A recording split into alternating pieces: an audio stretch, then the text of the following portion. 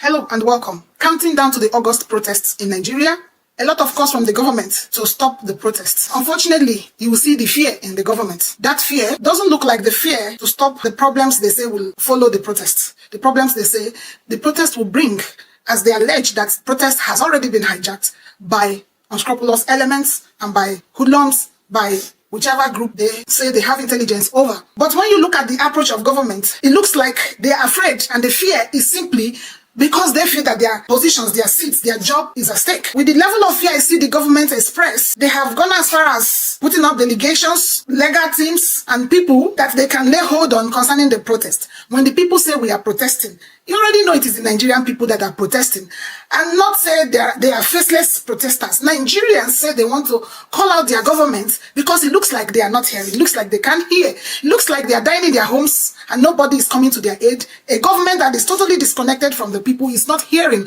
Now when these people come out to the public to scream and shout and scream out so loud, they think that it is at that time that the government can hear them. But a government that should have been proactive in addressing the issues reeled out by the protesters.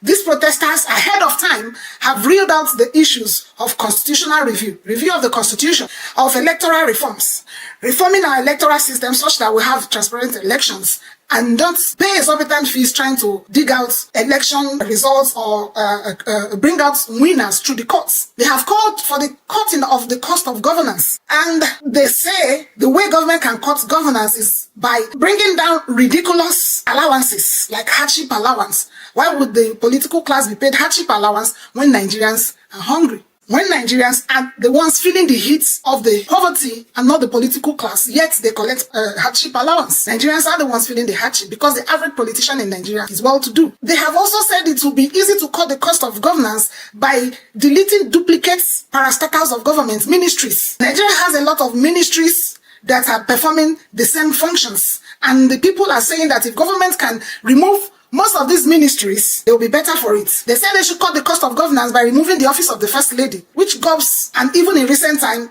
gets allocations in the budgets, whereas officially we don't have anything recognized as office of the First Lady. They have said to also cut the cost of governance by scrapping the legislative arm of government as a permanent seat or a permanent job. They advocate that these people sit on part-time basis or as at when necessary. We have the legislature, which comprises of the Senate and the House of Assembly, the red chamber and the green chambers, with a good number of people occupying seats in those legislatures. And Nigerians are saying there is no need paying exorbitant allowances, salaries to these people who only make laws when the need arises. They can sit on part-time basis. They have asked the government to cut down, the president to cut down on his cabinet. A president that's campaigned on cutting the cost of governance and came into office and expanded his cabinet. And Nigerians are saying that it looks like he's compensating who is who, friends, cronies, and those who help them acquire or grab power. Nigerians believe that if the government is honest enough, we can begin to cut down on Nigeria's debts and problems. They have advised the government to cut down on endless borrowings that's further the country indebted and constantly servicing debts with more than 80% of their budget, and running government's recurrent expenditures with national budgets. Nigerians have called on the government to ensure productivity, and they have also gone ahead to request that political prisoners be released. Members of the SARS protests who have been detained since 2024 for a protest everybody agrees was legit, and yet people arrested have been in detention even after the ECOWAS court asked for their release. They asked for the release of Nnamdi Kanu, a Southeast advocate for the actualization of the state of Biafra, whose incarceration has continually endangered the region. Nigerians see that the government is not honest in its approaches. It has expended much money in trying to quell the protests other than to look at the demands of Nigerians. A government that has quickly budgeted 6 billion, some say 16 billion, for this protest, not that they are implementing or looking at the low-hanging fruits in the demands the people are making. They are only trying to create a resistance against the people concerning legitimate requests. They have continuously disbursed money, shared money to opposition groups who have even conducted counter-protests in resistance to greater percentage of the Nigerian voices who feel that things are not going on well. Is the government honest in their approach? I can confidently tell you that they are not honest in their approach. When in one hand they say Nigerians have the right to protest, and in the other hand they wield the sticks to stop them from protesting. They have tried to make everything difficult for the protesters by even getting court injunctions to limit them to a particular location. How possible is it that people from a place like Lagos will emerge at just 2 locations as recommended by the court for that protest? So people all over Lagos, from Badagry, from Lekki, from Ajah, from the mainland island, are going to come to Ganifa Ami Square just to be part of the protest, or somewhere in Ojota. That is ridiculous. That shows the insensitivity. That shows the dishonesty of government in handling the things the people are asking for. What is difficult? Why will government always be in opposition against its own people? If you mean well for the people and you feel you are there for the people, why wouldn't you begin to sit down to look at those requests they have made? Are they legitimate? Are they reasonable? The government doesn't seem to want peace. It seems to want anarchy. They have compared the protests with the SARS protests. Everybody believes that the government planted the anarchy they claim happened during the SARS protests. Let's even look at that SARS. During the SARS protests, what then began as a peaceful demonstration, fortunately over days was hijacked by elements with devilish intention. They unleashed an unprecedented war on our state. We saw the destruction of valuable properties, the disruption of businesses, and sadly the loss of life in several parts of our dear state. These events, we all remember, left deep scars on our state. We are yet to fully recover from the mindless destruction of some symbols of our rich and enviable heritage. Lagos High Court in Ogboshere, the oldest court building in our country. Over 15 additional courts, over 45 police stations were set ablaze, over 12 local government offices, 7 fire stations, the only forensic lab in West Africa, the iconic City Hall, the Nigerian Port Authority, just to mention but a few. So were several bank facilities, malls, shops, offices, hundreds and hundreds of BRT buses, and several other public assets. No true Lagosian or any friend of Lagos will encourage us to go this route again. This is not who we are. During the SARS protests, even before the SARS protests, the economy, the country was already heated. So many things are already in the red lines. There was the COVID-19 lockdown. For a country that is already in that situation, a lockdown would be a hard hit. That lockdown made people lose their jobs. The lockdown restricted movements. The lockdown made people uncomfortable and really affected. During the same time, government hoarded palliatives and herbs, aids that came from Western countries. During the same time, the political talks they created, especially in places like Lagos and Abuja, were on rampage. This political class creates these political talks for elections and fund them with state funds, fund them by allowing them the leeway to oppress Nigerians through taxing, like the area boys in Lagos who tax Lagosians. And during such lockdown and COVID-19, the disadvantages of that kind of act was in full glare. These area boys, named as 1 million boys, the Agberos, that tax every boss, every market person in Lagos State, they were not able to have access to the daily monies they were having. These people go to marketplaces, offices, passers-by, buses, transport organizations, and they task them on daily basis, collecting monies from them, from where they feed, and give some to the state government. And as at the time of this lockdown, activities were not as it used to be, and these people were disadvantaged. They started threatening the government to give them a living or they will cause anarchy. I could remember in Lagos then, we received letters of 1 million boys telling us they were going to rob our streets, they were going to kill people, they were going to do this. They will bring those letters and they will make good their promises. Nigerians were stretched. And within the same season, NSAS protests came up. That protest didn't just come up. We had an arm of our police force decimating Nigerians, shooting them with video evidences as a way of deterrent. Imagine when your countryman is shot in full glare as a way of deterrent to what they called, they were not thorough in their investigations, such that when they saw you in dreadlocks like this mine, or with laptops, or dressed in certain manners, or appearing well-to-do as a young person, you were a target. They confronted you at will, manhandled you, dehumanized you, and in most cases, shot those people to death without any form of investigation or trial. And the young people in Nigeria were tired of the witch hunt of a government that never caters for its young people, rather witch hunts them. A government that will go for their businesses and shut them down. A government that will tax them heavily until they are out of business. A government that will put bottlenecks to take over their businesses. A government that never really catered for its young population, who were struggling on a daily to make a living. And the Nigerian youths rose up to protest. So all these things came together, and just like it is coming together now, and the government is not being proactive to begin to negotiate, begin to look at these demands, they clashed with the same monsters they created, the area boys, the 1 million boys, their political talks. They clashed with them because these people began taking laws into their hands to also make a living in the way they know best. This political class that are crying over the hijacking of the protests are not just afraid for the so-called hijack, they are afraid for themselves of reprisals, of losing their positions, because they believe that the time Nigerians begin to protest, they will uncover a lot of things that will cause for them to be pressed to leave their seats if found guilty. They are afraid of destruction of the same thing that kept them stupendously wealthy than every other people in their country. They are afraid of the monsters they created. These street urchins, hoodlums created by the government, they are already down and needs no fall. They go after the politicians when they can no longer benefit from them. They go after anybody. They fear the hoodlums they have created who don't have onyoma. They don't have people on their good books. Even the politicians that created them are afraid of them because these are people that only understand destruction.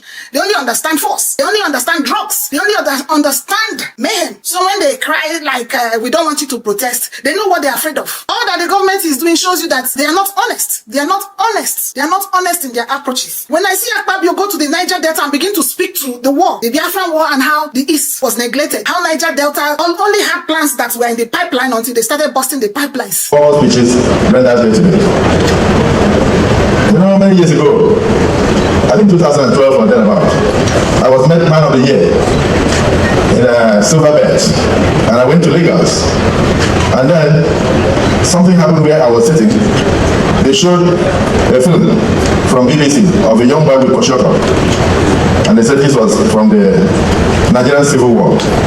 I looked at the child, and suddenly I realized the child had my big head. I don't know how the organizers were able to find the way I looked during the Civil War. And they brought it and they showed it to me. I tapped my wife, I said, look at your husband. And she said to Fiakwa, I said, no, that was me. That was the plight of the people of the Southeast and South-South. Then I turned to I won't mention, One Excellency and the wife sitting next to me, and they said that was fantastic acting, that it was knowledgeable. So I got angry. When I got to the stage, I dropped my speech. Then I asked a question to all the gladiators of the Civil War at that time. They were all there. General Grant was there.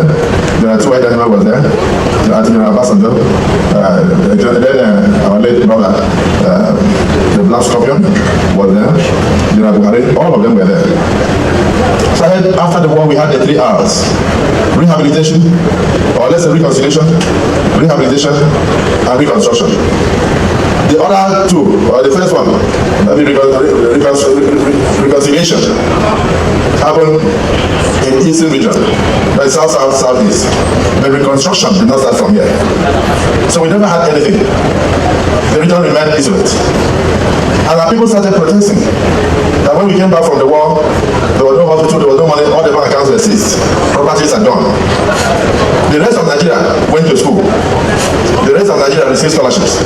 The rest of Nigeria continued there to progress. What am I saying? Our youth kept agitating. And all the governments after government answered. The simple thing was that plans were in the pipeline to sort out the problems of Niger Delta. After decades of waiting, the youth decided to break the pipelines to bring out the plans. And so you heard about the Niger Delta in Brooklyn. President Jonathan came and settled the issue. And today, Niger Delta region is peaceful. I'd like to start from the speech by the president of the Joint Council, Jonathan Republic. He said he took a look at the demands of the current protesters, those wishing to protest, and there was nothing inside that talked about the Niger Delta region. The East-West Road was not there. Calabar into Kodupani Road that nobody can pass was not there. The construction of the 13 kilometers between Ogoni all the way down to Calabar to end at Hawkins was not there. That was a contract given a long time before I even became a minister. Then you take a look, even Yerekwa coming all the way to Port Harcourt was not there. From Hefun, close to Warren, right down here, we have no road. The Niger Delta is beset by problems even on the waterways. We do not have transportation. We don't have enough places. We have not been able to address environmental decay and the disgust that you feel when you go and see what is happening from Ogoniland all the way down to other areas. environmental degradation caused by oil exploitation and oil exploration. Nobody sees that outside Niger Delta as a problem. We are on a daily basis breathing air that is full of acid, polluted air. What happened in Bayelsa? With so much gas into the atmosphere, many people are suffering from cancer. Cancer of the throat till today. That was not part of the agenda of those proposing the protest. Organic cleanup was not part of this protest. So I was happy when I started seeing Niger Delta youth, Southeast youth, speaking out that in this particular protest, since we have gone as far as including change of government, our hands are not there. We will not go out and protest. The 9 states of Niger Delta region have resolved collectively that they will not be part of this so-called proposed anarchy that people call protest. If I'm speaking your mind, don't just suppose say, I'm going to say, hey, exactly. So here we are. We will go about our normal businesses. But we should not take it for granted that some who live amongst us will not try to use people just to take advantage of them at a time like this, other than to begin to address the issues that are raised by the protesters. You see that they are not ready for any positive change. When they get to Abuja, they forget the people. When it's convenient for them, they whip up ethno-religious sentiments. But they are fast losing that technique. These politicians are unrepentant anarchists who leverage on the divisions they create to stay in office. See how he's inciting those gullible people in that room, whom I believe are majorly politicians. They create these divisions to stay in power, clog the people's eyes with deceptive rhetorics. These politicians go to the flashpoints and strike. Come out to the road to ask who is doing that. The demands of the protest will take care of all these things he is talking about, because they didn't call it. They are used to hand out policies where they will say, I created the Niger Delta, the second Niger bridge. We constructed this road from Calabar to Calabari. We did this road. That's not what the people are asking, because if you fix the things the people are asking, naturally these things will happen. The demands will solve the problems if implemented, but here he is making separations that he cannot make in the Senate. Hypocrites who only want their seats and not a prosperous Nigeria. The divisions is creating his personal opinions. So if the South is saying we won't join the protest, not because Akpabio says so, it's because they are watching. They said if the North and the South and the North and the South comfortably start this protest and carry on, we will then join. And not that when we start with them, they will turn it that it is the Igbos who are causing mayhem. So Akpabio is not coming to say, thank God the people say you will not protest. It's because you saw that they didn't put your nothing for you in their demands. What a hypocrisy. He's not leveraging on the situation to do what they know how best to do. But that is not what the people are asking for. Now he remembers that there was a war, after which the 3 R's were brokered. The R for reconciliation, reconstruction, and rehabilitation. These are the same people who jail Nnamdi Kanu. These are the same people who will kill Ikwere people, Ogoni people, and emasculate the Calabaris. These are the people that will ignore the North and the children of the North that are crying for help. These are the same people that will allow the Yorubas to be killed in the Middle Belt. These are the same people that squander the NDDC funds. So we, the Nigerian people, say no to their handout policy that will bring us continually back to a recycled protest and wishy-washy policies that never yield any results. We will take back our country by insisting on electoral reforms. We will take back our country by insisting on judicial reforms. We will take back our country by insisting on cutting down the cost of governance. We will take back our country by insisting on strengthening security by recruiting people into the military, the police from all regions of the country, train them for those regions, and decentralize power from the center to the regions so that we can flourish from our different regions. We will be better for it. It's even time to scrap the office of the First Lady and their NYSC scheme, because the purposes are all defeated and they are all gulping money in a time where Nigeria needs to revamp financially and stop endless borrowings that make us service debts with finances we should have been using to run our country, for our country people, our countrymen and women, our country's dignity. It's time to end bad governments. Let them stop their deception. If they have committed 80% of all the effort they have made to stop this protest, we would have seen their honest desire to turn around the fortune of a great country like Nigeria. It is heartbreaking that they will always tell us that the SARS protest was not a failure. It was also not hijacked. The government planted the people, carried them in their vehicles, pitched them against the people who meant well, and shot the protesters. From their approaches, they would do worse than they did during the SARS.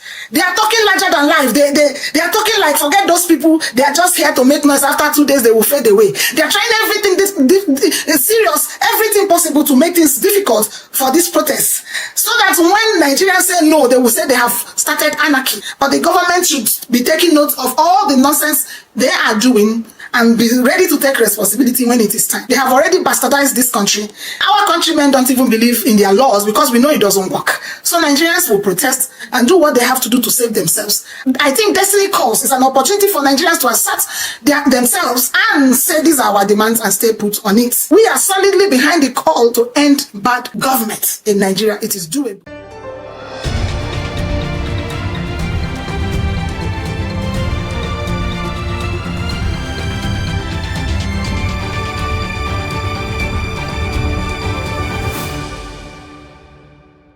Was quote that by Frederick Douglass about power not conceding until it's forced to. So if people in power, and I will end with that, this protest was announced 3 weeks ago, by the way. I'm not sure that there's anything that I've seen this government do in addressing the concerns around cost of living. What it spent the most of its time doing is engaging people to stop people from protesting and organizing protesters to protest against the protest. Okay.